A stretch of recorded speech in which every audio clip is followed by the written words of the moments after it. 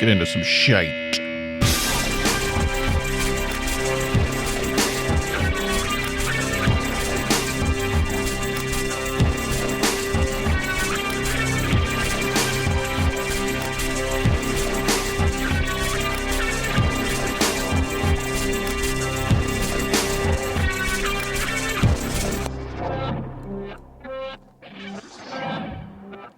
Hi, my friends. Welcome to the Out of Tune podcast. Thank you for showing up and hanging out. It's been crazy at my house here this past week, past month. I'll tell you a little bit about what's going on. We had a bunch of work at our house, and so just like constant noise. So I made the decision not to podcast. Should have done some maybe location podcasts. That'd be kind of cool. I'm going to do those, but I just decided not to. And what I did was I kind of sheltered myself in the house, and I wrote a play. I did. I wrote a play that I'm going to publish later this month. Hoping if I get it taken care of, if I get it polished up, I'm gonna release it. It's gonna be fun. So I've been wanting to do that for a long time, and finally did it. So it's always good to like knock off one of those things off of your list that you've had there forever and ever and ever. And so I was able to get that done. Unfortunately, the podcast kind of suffered a little bit, but I'm back on it. Look, people, here's what I'm gonna do. I'm gonna try to get back on Mondays, every Monday. I know I've said that a million times. Don't believe me. Just don't believe me. Just wait and we'll see if it happens. I'm going to try to start recording a week in advance again so that I could kind of get everything on a regular schedule. And I don't know. Do you care? Does anybody care? Does anyone really care what time it is? That was Chicago, the band. They asked it way back in the 70s. Boy, I'm sorry. This is like one of the worst allergy seasons in Atlanta. And I just started getting the sniffles, and that's not cool. I'm not going to sniff on the air. Why would I do it? People think I'm doing coke. Ooh, I could be like a 70s Saturday Night Live actor, and everybody, like all of the rumors and all of the legends will start passing about me about doing coke. You think that will happen? I don't really want it to. Anyway, so that's what happened. We had one of the things that we did was we had trees removed from our yard. Big, gigantic trees. I probably 3 times, maybe 4 times as big as a house. Those are huge pine trees. And we've always been a little bit concerned about them because they're just sitting there in our backyard, and we're always afraid whenever there's a storm that one of them's going to fall on the house. It happens. In my neighborhood, it happens. There's a house down the street from us, and every time trees fall in their yard, they live in kind of like a little jungle area. Yesterday in Atlanta on a golf course, a tree fell on a dad and a kid, man. Sad. So trees, you got to be careful with the trees. So we decided they've just been threatening. We don't need those tall trees like that. So we decided to take them down. We had a company to come out, and that's fascinating if you've never been into that process, because we had a few years ago, we had some taken down our front yard, and that was so cool. They would chop down these gigantic trees. They would chop them down, and they would let the entire tree fall down into the street. The road, I should say. It wasn't like a big public street. It was just like the road in the subdivision where I live. And so what would happen, they had like tons of guys there, and they would chop down the tree. And the tree, this giant, 50, 60, 70 foot tree, starts falling. And all these guys just take their rope and they start pulling it in a certain direction so that it'll fall a certain way. I'm assuming they know what they're doing. I don't know. It did it perfect. No houses got ruined. Nobody. But boy, when it hit the street, it shook. The whole neighborhood shook. So I think we took down maybe 4 trees that way several years ago.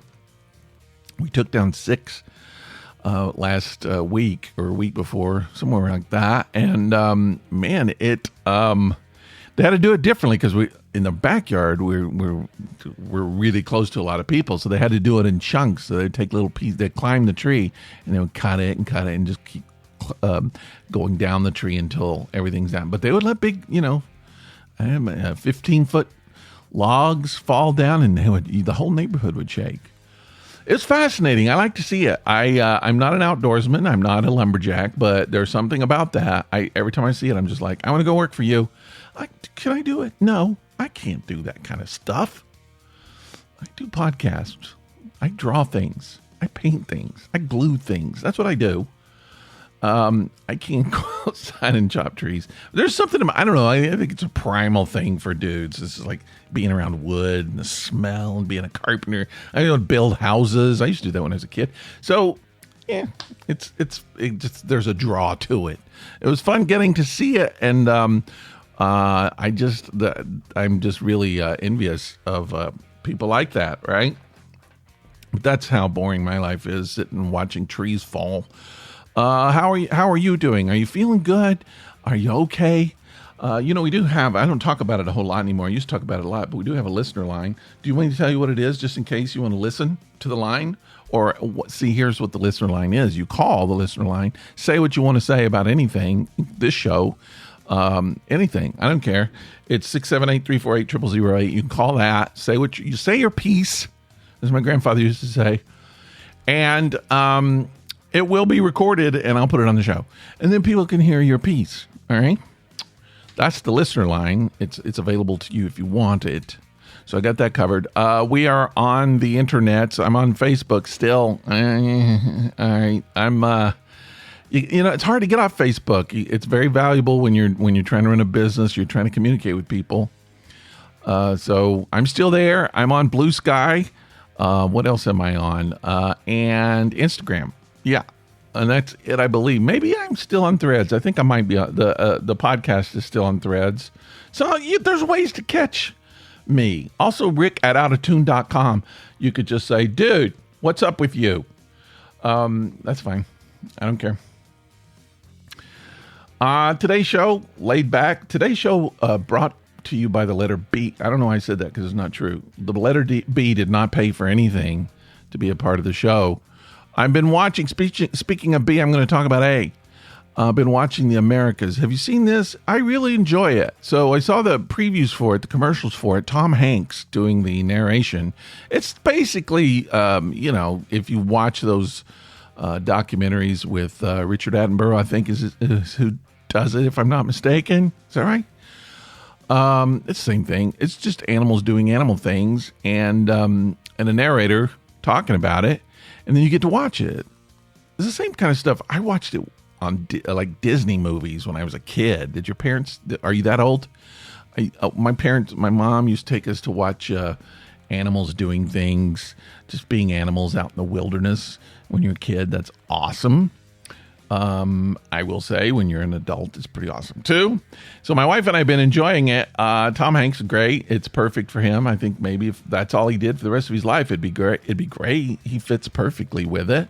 But Americas is just everything, all the animals and all the stuff that goes on in the Americas, except for the people. That no one wants to talk about the peoples much. So that's what we've been doing. Here's what I noticed on the Americas. It kind of reinforces something that I believe, which is that the thing that makes us, I've said this on the podcast before, but the thing that makes us human beings, the main thing that makes us human animals is the fact that we love our stories.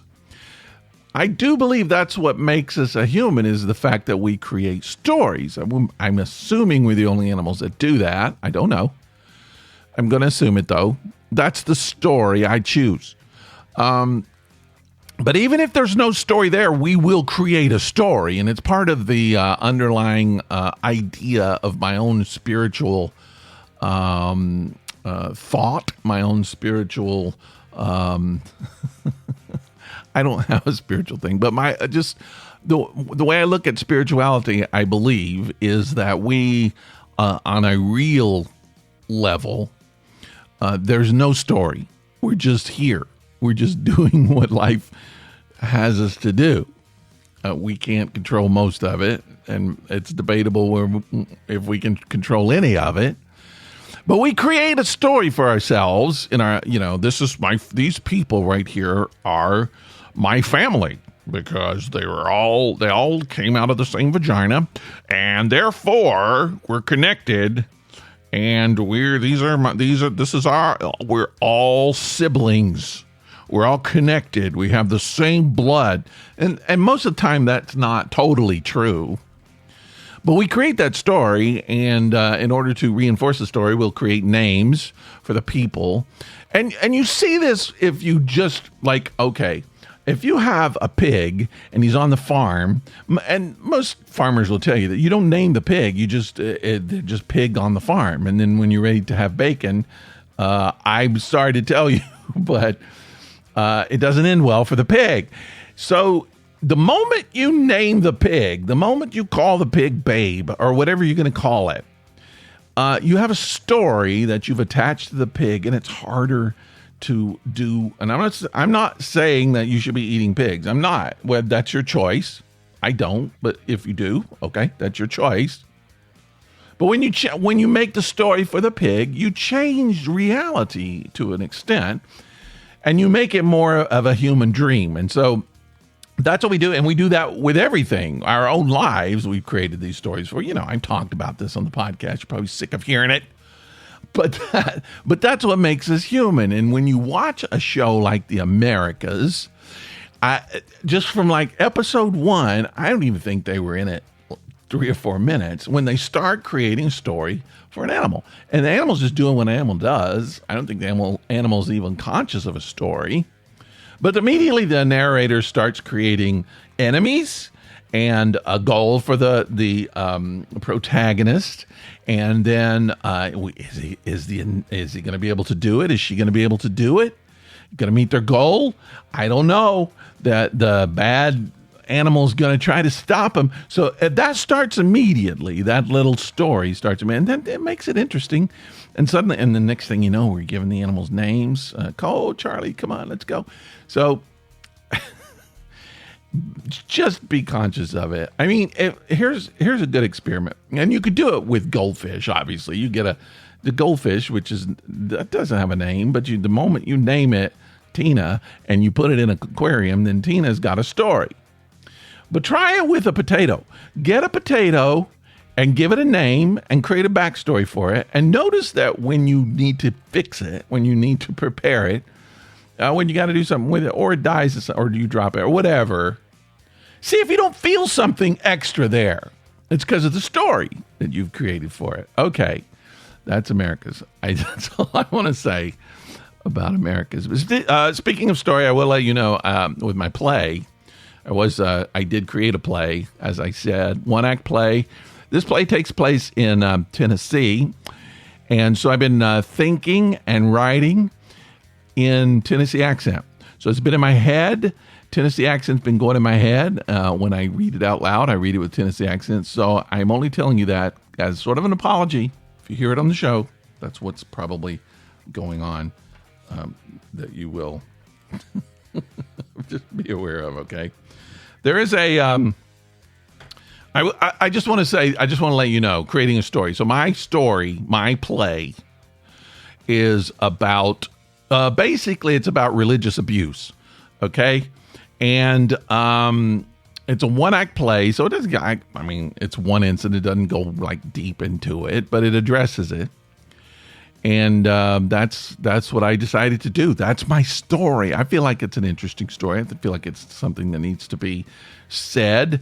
I did not grow up in an environment with a lot of religious abusers, but I do know some people who did. I went to church a lot.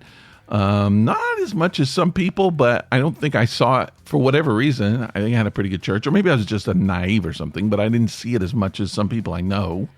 I'm sure it went on. And so, yeah, that's, I think I want to talk a lot more about religious abuse. Might do that on the next show, go into some detail about it, but just be aware of it. And it may be something that doesn't, I don't know, are you one of those people that religion doesn't really touch your life as much as when you get older as when you were younger? Is that a fact? It is with me. I was talking to someone a couple nights ago who, close to my age, still goes to church. You know who you are. You know exactly who I'm talking about. And that's fine. I got no problem with it. So if you go there, everybody has different purposes for going. But if you're doing it as a ritual, if you're doing it kind of mindlessly, if you're doing it because you think you're going to earn some kind of points, if you're doing it because it makes you feel better than other people, all those reasons I think are really bad reasons for doing it. If you legitimately get something out of it, you're actually teaching, maybe you're supporting, you're helping, you're serving, you're learning. All of those things are good. And if you just get enjoyment out of it, if you like the music, I'm all for it. I say go. I don't need it. I haven't been in years. I can't even tell you. I worked a lot in the church, so I spent a lot of time in the church with church people. And I've seen a lot of different kinds of church people. I can't say that I've seen a lot of, at least just in the jobs that I was doing, I didn't see a lot of religious abuse. I did see some. I think I've told the story before where I almost got in a fight with a pastor in Nashville. He was a jerk. And I knew he was a jerk from the beginning. And I knew, he definitely practiced religious abuse. And I don't know. I'm wondering if he practices real abuse too. Not that religious abuse is not real abuse, but physical abuse, I should say. I don't know. I'm not accusing him. I'm just saying I wonder. I do. But he and I almost got in a fight in the parking lot. I could have taken him. Didn't want to. But he called all of his deacons on me. It was like a gang fight, and I didn't have anybody. I was just like, no, this is your dojo. I'm walking around and getting out of here. So I didn't fight him. I did pray that he would go to hell. So I did do that. Anyway, religious abuse, I think it's happening more and more. I'm not sure why. I feel like that we're all smarter people, but yet we're doing dumber things, and we seem to be more willing to turn our minds over to people who control from a spiritual or religious standpoint. So we'll talk about that maybe, I don't know, I think maybe next week or the week after will be a good time to chat about it. Maybe I can get a guest about that one. That'd be cool. But I would like to say I'm falling in, and I talked about this too. It's like these themes keep coming back. The impossible task of chasing imperfection, now, if you could see my studio right now, you'd be like, that guy thinks he's a perfectionist. But that's the thing. If I can't have it perfect, I don't have it at all. So there's no middle ground for me, really. But I'm working on it. I'm making things better.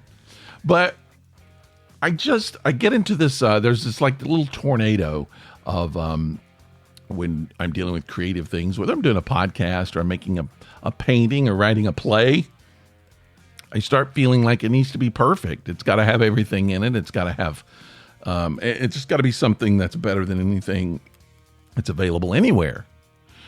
And after a while, your mind starts having a war with you about that. It's like, you suck. You suck, really. This is not even close to being good. There's so much stuff better than you. I don't know, if you're writing a song or something, it's like that voice in your head that tries to tell you it's not as good as anything that's out there. So it can kind of become crippling as you try to push toward being perfect. And so the way I've worked on that is I purposely try to be flawed. I purposely try to create flawed art. Not every time, but I don't worry a whole lot about trying to be perfect. And a lot of times if I'm doing a painting and I look at it and I go, well, that's not perfect. It should have, I'll leave it. I'll just be like, okay, that's good. Sometimes I'll just make a painting unfinished and I'll let it go. That's the way I kill that little voice inside me that says it has to be perfect, is by doing things imperfect. That's why I make this podcast. Now you know why. But that voice is there even with the podcast. And there's like a cycle to where if I keep saying it's got to be perfect, this next show's got to be perfect. I got to have the right topic. I've got to do the right delivery. I need to have the right guest. And then you get this little cycle that just like sucks you down into it. And it's paralyzing. You won't do anything because you're afraid that you're not going to be perfect. And that happens to me with the podcast all the time. Right before I do a show, I'll end up not doing the show. I'll be like, these topics suck. No one wants to hear this. No one wants to hear my voice. Shut up. Don't agree. You know what I'm saying? It'll kill you. So I'm just saying, I'm giving you a technique. You could try yourself. Make things that are imperfect. On purpose. It's fun, actually. Just do messy stuff. Do stuff that's not cool. and let it go. Just say that one's done. It's a good way to kind of cure the perfection bug. All right, talk about one more thing, then I'll say goodbye. I'm into a new kind of music. It's kind of fun. I don't know. You live your whole life. You start thinking, oh, I only listen to this music. This is my favorite band. I only listen to this kind of music. I was listening to some guy talking the other day. All he listens to is like 80s metal, like hair bands, He won't listen to anything else. He doesn't like any other kind of rock bands. It has to be the hair bands. I don't know. There was a time in the 80s when I liked that, I guess. In the 90s, I listened to a lot of it, maybe, just because that was what was available. I always thought it was a little bit hokey, but I still listen to it. It can be fun. But yeah, it's always interesting when you've been coasting around and you're just used to what's out there, and you forget that music constantly changes shape. There's always new stuff that's coming along. And I enjoy that. I always like listening to new stuff, see what people are doing out there. I like listening to new bands. I like listening to new music. And I like listening to new music styles. And I've mentioned it before, but I like EDM music. I like electronic music. And there is a branch of that kind of music that I didn't even know existed. And I've just started listening to it. And I love it. It's dark ambient drone music. Now, if you don't know what this is, first of all, I'll just say if you don't know what it is, just look it up. Get on YouTube. There's a lot of videos. Now, it'll put you to sleep, for one thing. It is ambient music. So it's like music in the background. So it's a lot of music that you might hear in a movie. But it goes on and on and on. And the drone part of it, when you listen to bagpipes, right underneath the bagpipe music, there is that drone tone that just stays the same all the way through it. Well, it's kind of like that. You have that underneath all the music, there's like this one little whatever tone, the drone tone or sound. But it's very industrial. And really, I have to say, not just that, it's anything that it wants to be. But a lot of it is, and it's like very gritty. Sometimes there's a lot of city sounds, sound effects in it. Space, underwater. Sound effects are kind of good, but it's electronic. So it's just like, it's very experimental. But in my opinion, it's kind of soothing. I've fallen asleep to it 2 or 3 times, but it's also kind of dark and creepy. So if you're into dark and creepy, but you still like to go to sleep, and maybe it'll give you some bad dreams, dark ambient drone music, give it a listen, see what you think, and then you can thank me.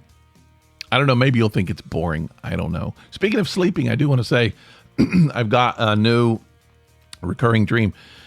My whole life I've had quite a few, I'll just say a handful of recurring dreams. So let's go over them. Tornado, when I was really young, that's probably my most popular recurring dream.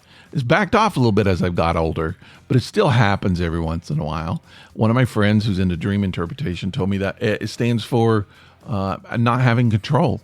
Tornado come in, just screw up your whole house, your whole life, just destroy everything. That's what it's about. That it's about this idea that there's always a force that'll come up and just knock everything over, just tear your life up, ruin your life.